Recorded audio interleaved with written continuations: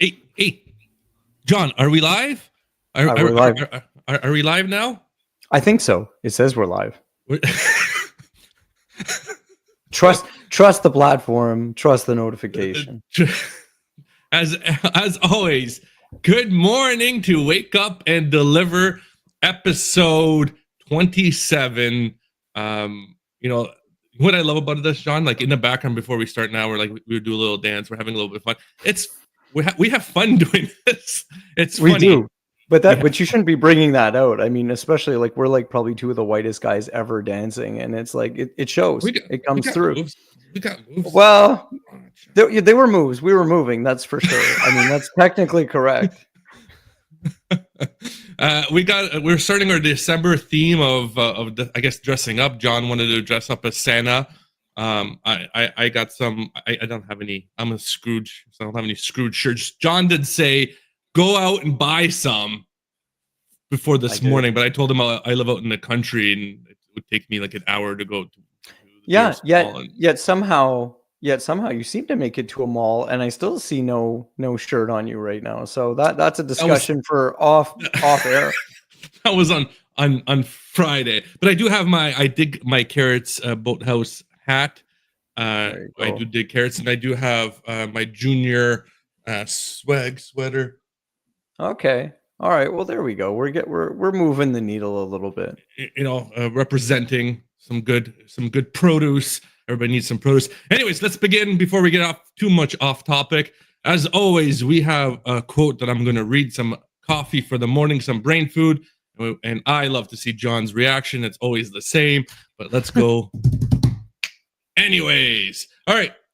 The power of the perfect pause. The quietest person at a dinner party often leaves with a reputation for brilliance, while others talk themselves into corners.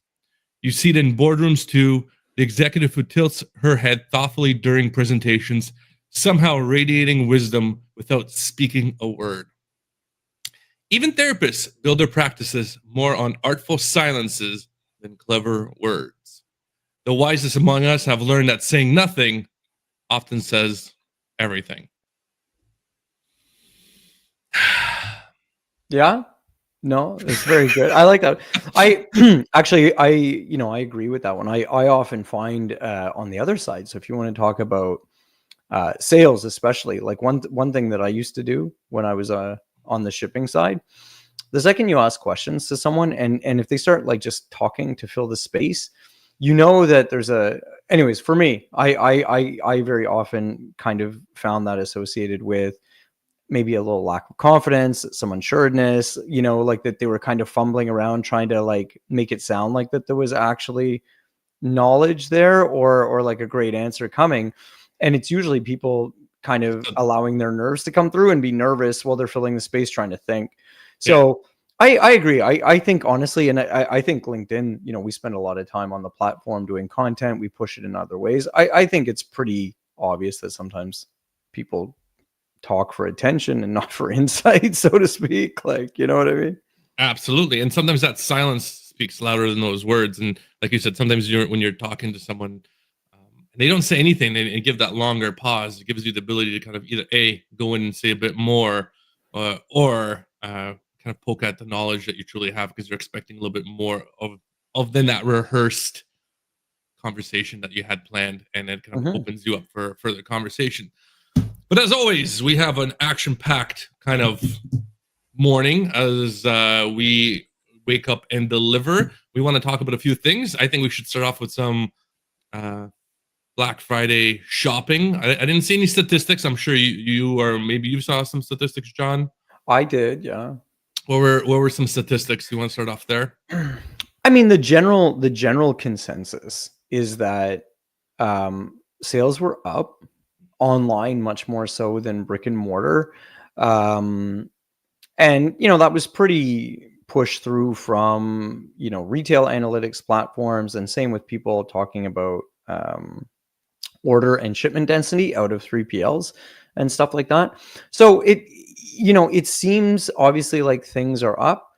But right away this morning, you're starting to see a little bit of now everyone jumping on the other side of the coin about being like, oh yeah, it was so great, your Black Friday, Cyber Monday, and then now people talking about, well, what's the impact? And okay, so funny quote though before we get into that. I saw something on social yesterday, and it made me laugh. I should have actually screen grabbed it for today, but I'm just thinking about it now. It was talking about the impact of like Black Friday, Cyber Monday, and like all of these people talking about deals. And I think it really highlighted just how much consumer perception has changed. And someone was telling the story about how, Black Friday and stuff like that used to be a huge event in their family. Everyone would kind of get together. They'd be trooping out 4 or 5 in the morning with a plan, what stores, what products, what priorities, all of these things, because the deals were so good. Someone even made a comment that, the deals were so good, people used to punch each other in the mouth for a microwave. You know what I mean? Because it was for $20 or something like that. But now finding that when you go in, you see these major retailers being like, oh, 30% off from Gap, for example, and Old Navy, or some of these retailers offering like a BOGO type deal, which honestly are like the very traditional and typical deals that you would find almost week in and week out, let alone Black Friday. So I do think that there's a savviness of the shoppers that has really shifted, which is why I think that so many of the stats are showing stronger online growth than offline, just because of the fact that I can check 25 things because I have all my tabs open. I go through and I can quickly evaluate, worth it, not worth it, deal, not deal, and move on. Yeah, and there's always those cases of some of the retailers raising their prices a few weeks before Black Friday and then saying it's a big sale and it's the same price it was 4 weeks prior. And a lot of people are pulling up the signs because it's the same price below, and et cetera, et cetera. So that a lot of that I can see that shift into. And I did go out for Black Friday shopping, and I do have a nice video. I thought it was quite packed. I went to Auburn Mills in Michigan, which is a big outlet mall. I have a video. Okay. This is you? This is me walking. Wow. It's pretty packed. Yeah. That line to the let's go change it back. That line into that Nike store, the outlet store, I was there for about maybe 4 hours. I went with my son. It was like that the whole time. There was some kind of crazy deal, and the deals were pretty good. Some stores had like 70%, 80% off, and there were some really good deals consistently. Other places, and you can tell that there was nobody at the lines. It was like the 20, 30%, like you were talking about, the same kind of deal, and there was no impact on their sales for that day. But the mall was packed. It took us like an hour to find parking. It took us like an hour to get out of there. When we drove in the morning, all the Best Buys, funny enough, because we hit Best Buy after the mall, they were pretty full and stacked. There were a lot of empty shelves at the Best Buy. So it felt like on the US side at the retail level at the store, they did have a pretty good. That's interesting, because I saw like one report that Best Buy had like really gone all in on some kind of like $65 35-inch TV, and that like no one was buying it. Like it was just like it was right there, like door crasher style, and like everyone was walking by it. So I don't know, maybe obviously different regions, different sort of consumer expectations, but I think the era of the TV drawing the sale into like a store like Best Buy, and I think is gone for the most part. Like I think everybody's like, I don't know about you, but everybody's moving away from their big screen TVs and they want to watch everything on their mobile. Right. I do think that that's funny. I mean, used to sell 80-inch TVs or 110-inch TVs, and now people are like, no, I want it in my pocket. I want it in front of me. Like the Facebook glasses, I think will be a lot more popular. The augmented TVs that they were talking about, where two people can watch the same screen but see different things. I think those are kind of neat things that are going to be out, but I don't think anybody's being drawn to Best Buy now for that. I think TV. I think you're going to wait after the sale. You're going to order it online. You can do a in-store pickup. You can wait a few days when it's not so crazy. And that kind of leads us to the next thing, because you want to talk about it. Last mile piece. All these people that you just said are buying this online for Black Friday. It comes down to delivery. Now we have in Canada one of our biggest last mile delivery providers still on strike, being Canada Post. But it feels like nobody cares.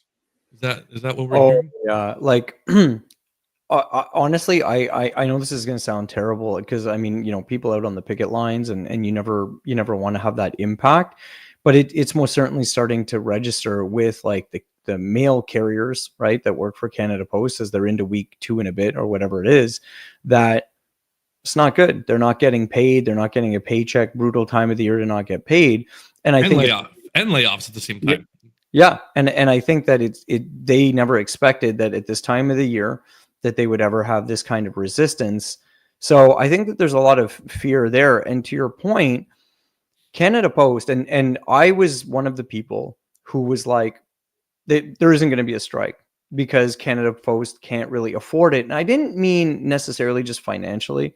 I mean, of course, like, losing now probably the equivalent of, 15, 17 million packages in terms of delivered volume. There is a monetary and a financial aspect of not being able to afford it. But to your point, what they really couldn't and can't afford, much like USPS, is losing relevancy. And Hmm. the absolute last thing that they needed was people being like, you're not working. It didn't really change anything for me. And all of these people, coming back. And when Canada Post is sending out emails from their sales team or their corporate teams being like, hey, you know what, we really hope to see you back when we're operating again. Honestly, it reeks of sheer desperation and just no value proposition. How much do you think of that is them moving away from a personal model and to an impersonal? What I mean by that is, back in the day, I know we're aging ourselves to the younger crowd. The mailman used to come to the front door, and you'd see, Mhm. Tom coming up to the door, be like, "Hey, Tom, thanks for the mail. Anything interesting?" Because as he's going through it, he's looking at the names. He goes, "Oh no, you got electric bills." Now I got a box. I don't even know who drops off the mail to my box. It's out, everybody kind of communal kind of area. I don't know who the person is, so I don't have that same kind of relation. But now I see my Amazon driver, I see my FedEx guy, I see my Pure Later guy. I know those guys. Oh, I see. Oh, it's the Puro guy. Hey, how's it going? I have a more of an affinity to the brand with those people now than I did to back in the day when I did with the Canada Post individual. And I think that was a lot of them sacrificing efficiency, kind of disassociated them with that final mile delivery, and you don't have that same kind of effect to it as well. I think I see you're not agreeing with me, but I feel that brand recognition is a very big part of it, and people don't recognize Canada Post as being that courier as like they used to. Yeah, I would say that, I think, seeing the trucks going through your neighborhood, stopping in front of people's doors, stopping multiple times, I think it helps the brand. I think I don't really feel as much that people are really aware of like who's delivering. One, because realistically on any given day, based on the way that the routes are dynamically done and stuff like that, you're not necessarily getting the same driver. But two, I mean, so many of these logistics providers, and this is something like I beat the drum on all the time, have turned it into a very impersonal service where they believe that the best thing they can do is like, sort of not be seen, like just be seamless in the background. And I don't really agree with that anymore. And I think that, to operate that way, you have to be extremely operationally excellent. And I think a lot of smaller providers and regionals just don't have the funds, the resources, the scale and scope, or any of that to compete with these companies that are literally investing billions of dollars a year into it. Um, but I do think that, like Canada Post and pretty much all of these postal organizations are just like, they're archaic, honestly, like in terms of their thinking. They hold on to the same type of structures. They stay in the same kind of span and control. Like, so many directors and VPs and whatever that, are doing all kinds of things that are essentially redundant, and they don't want to get away from the fact that the mail is dead. And I know that that's a strong statement, but the reality is that there's no chance it's ever coming back. It's not going to have a resurgence or soar. So it's only going to get worse. And they can't get away from the fact that they used to make so much money.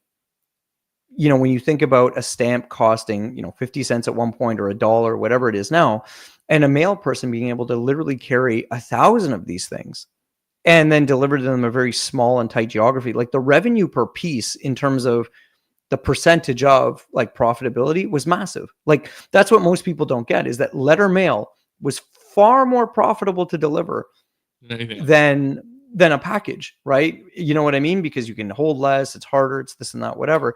And everybody got one. Everybody on the street got a letter. Yeah. And everyone was getting it. And you'd be dropping 2 or 3 letters at a time to a person or whatever all the time. Like even Amazon with the best density, they drop something like 1.3 packages per house, which is actually high when you think about it. But I mean, every time they stop, they're on average delivering like technically more than one. Like that's crazy when you think about a package and when you think about, you know, so much shipment consolidation, trying to get the most items you can in a box and whatever. So they just don't want to accept the fact that their models are there. Interestingly enough, this morning, though, there is an article that was released that said Canada Post has sent a new framework to the union for review. And I think that this is really what the crux of this issue is that Canada Post knows that there was no way that they could continue to sort of support the current model with the current sort of expectations and frequencies. It was impossible. Like there was no math on the planet that was going to make it work. So now they're at least acknowledging the fact that, hey, we have to fundamentally change the model.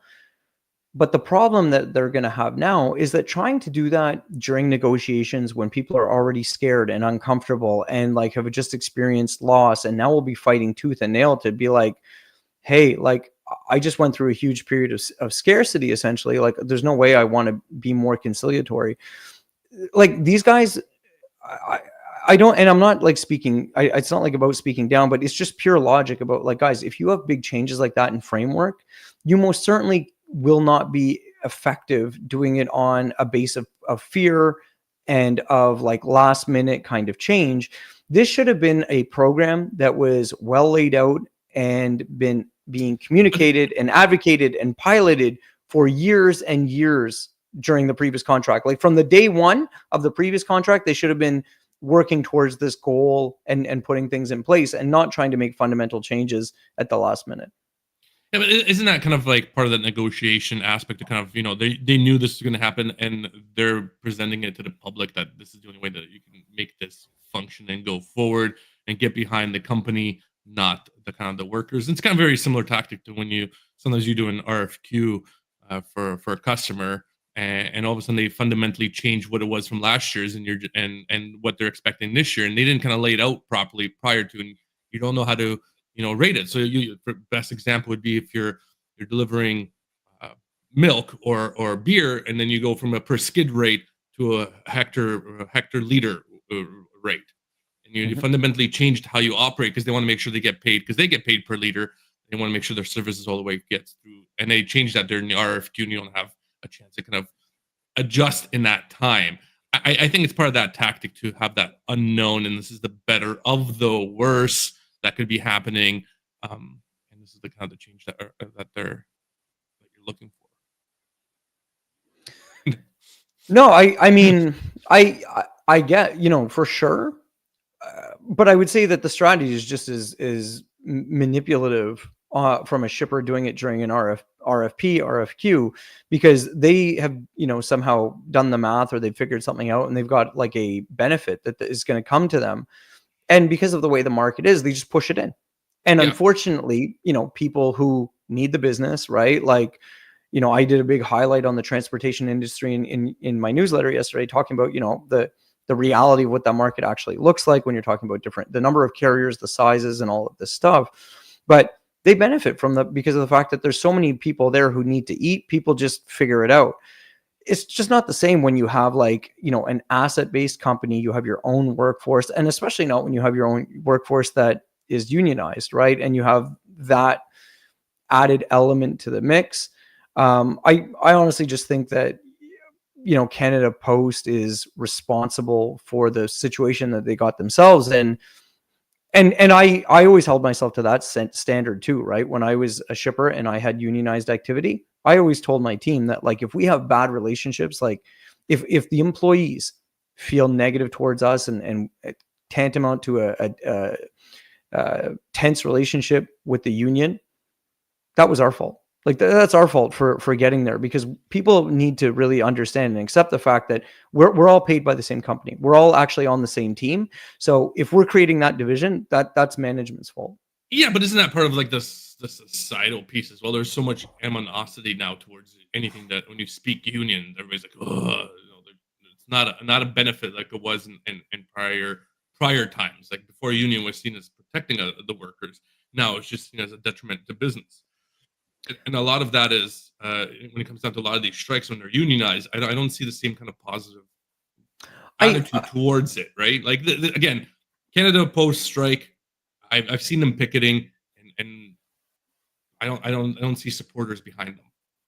Yeah, I would agree. I don't think that they're getting a lot of support. I think that, when everybody's feeling a crunch and the economy's really tight and everyone's feeling pressure, it's hard to be like, hey, you know, here's what I do in my day and I see what you're doing in your day. And, I'm not saying that those judgments or anyone is more right or wrong, but I think it makes it harder to connect when people feel that they've got just as much going on as you do, so to speak. Yeah, Um, and look, the union thing for sure. I think that there's a lot of people that have strong opinions against unions. I think that sometimes you get, you know, the, I think it's really difficult to separate sometimes like the union and the worker needs from particular unions or locals or, who the particular representatives are. I think that there's a lot that can go into the mix. Um, I've dealt with some very aggressive and I would even say stubborn unions, and I've worked with some that were much more progressive and much more open and much more like what I would say are business oriented. So, I think like everything, it's a relationship. I do agree though that unfortunately these days, anything that's got big dollars attached to it, and I don't mean just the contracts, but all of the dues and all of the it sort of hurts. Yeah, environment around the union. Like, I mean, look, unfortunately, look, they say that power corrupts and absolute power corrupts absolutely or whatever, absolutely. but it's like, unfortunately, like the more money that's there and the But you, more. you- but to highlight the positives, like, and we talked about this a few months ago, I think with Jess in one of our podcasts, is like, what's it called? UPS is unionized and FedEx isn't.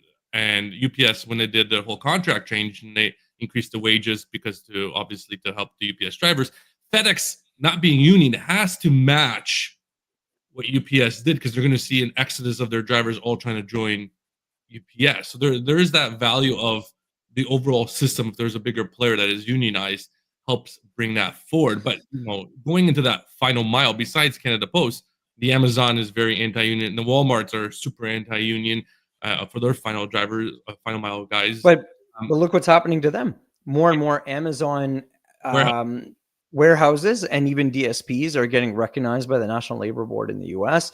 Walmart, is getting similar challenges where people are talking about unionization there.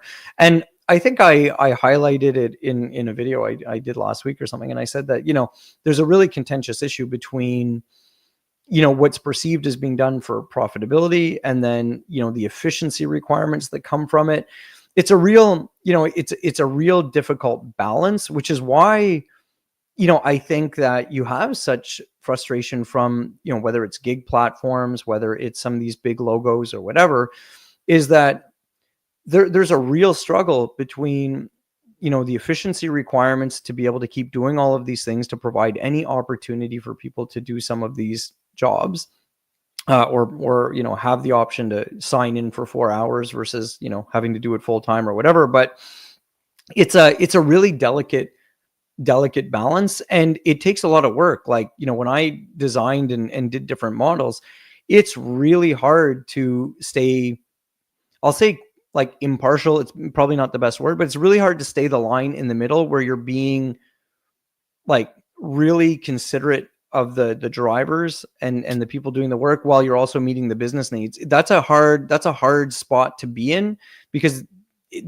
it's easy to go one way or the other. It's hard to find the right balance. Well, it's interesting that I think, and I see it from a lot of drivers, even talking in the middle mile aspect of it. There a lot of them are looking for that salary paid position where 10 years ago everybody wanted that percentage commission Mhm.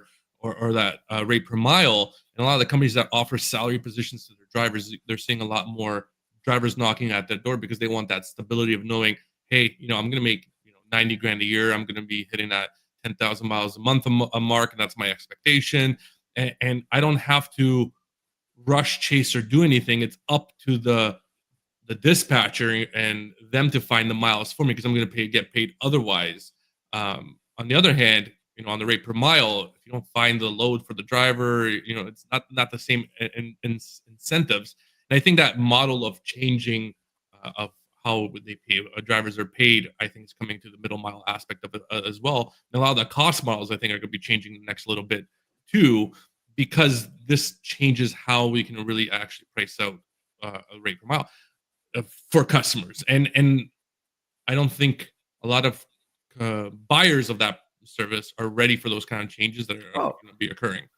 100%. But and that's because, and this is why, when you and I talk, and we've talked about like different pricing and way to do it or whatever, and it's like that's why I'm such a strong proponent of really focusing on activity based pricing, right? Because once you get to a certain activity level, example, I want to ship one pallet of gold, right? Which is going to have a huge, just even one pallet would have a huge value. And I'm going to put it on a 53-foot trailer for whatever reason. But I'm also going to, but then right beside it, I'm going to ship a whole trailer load of packing peanuts. You know what I mean? No value. Like, and fill the door. The reality is, unless you have like, special considerations or you have to do anything, but if you talk about the most basic level of just going from a pickup point to an origin, if it's the same place you're picking up, same place you're dropping off with the same, sort of SLA requirements, that costs the same. Like, you know what I mean? Everyone will be willing to pay for it on the gold because no one's going to care, right? But, on the packing peanuts, you might be like, hey, this really sucks. Like, this rate's trash. But the thing is, the value of it, and we talk whether it's last mile, whether it's first mile or middle mile, the value of the product doesn't change what it actually takes to move it. And as more and more stuff has been like segmented off or broken away from, very traditional bulk transportation, bulk moves, and really getting that, sort of economy of scale on the units, right? I'm shipping a lot of pallets with a lot of units. So each individual one absorbs a percentage of that total cost. I'm happy with it. As you keep fragmenting and fracturing out your volume, and you have either more people doing it, or you need to send it, in ways that is less than truckload or whatever, it still takes what it takes. Like nothing changes, right? But now you're less willing to pay because the cost per load ratio is off. Like, you know what I mean? Or you feel it's off. I do. And just being conscious of the time this week, John, try not to go over. Final kind of last 2 minutes, because we always take about 2 minutes to kind of close up. Final thoughts for the week, what we should be looking out for. What's the hot button topic? What do you see as being, the first week of December? How can we close off the year strong? Cost is cost from Patrick Hogan. Yeah, exactly. 100%, Pat. You know what I would just say? I'm always a bit of a pragmatic person, a realist. So I very much encourage everybody to enjoy maybe the success that you had Black Friday, and I hope everyone crushes it today. I would be very mindful, though, very quickly to be checking your sort of stats, your year over year performance, like, how you're going to index, like your sort of performance, and really start watching December, because, you might have had a great sort of kickoff to the season, but if it was really good, just don't automatically assume that that's going to carry in a very linear way through the rest of the month. So just kind of be on your stuff, like, stay vigilant, really stay focused to maximize your opportunity, because now you're in the countdown for, every day that we're up here or someone's doing something, it's one less day that a sale is going to happen as part of the holiday shopping. So I would just get really focused on making sure that you're tracking, because you don't want to find yourself at December 17th and being like, oh boy, what's been going on? Yep. And then take a lot of your mistakes and kind of the challenges that you had and that were covered up because of the busyness, and really do 360s coming December, and come January, have a sit down with your customer, be relevant right away with those same customers come January, because that's when they're going to be a little bit slower as well, and kind of break down how you can see yourself improving for them, because everybody's looking for improvement, and it's best to kind of jump on at the beginning of the year and take December to start looking for those cracks in your operations, and focus 100%. On them in January. And on that note, John, as always, thank you so much for another Wake Up and Deliver. We're going to be back next week, and it's going to be a surprise that I don't think John even knows about yet, and then we'll go from there. So see you next week. I don't. Bye.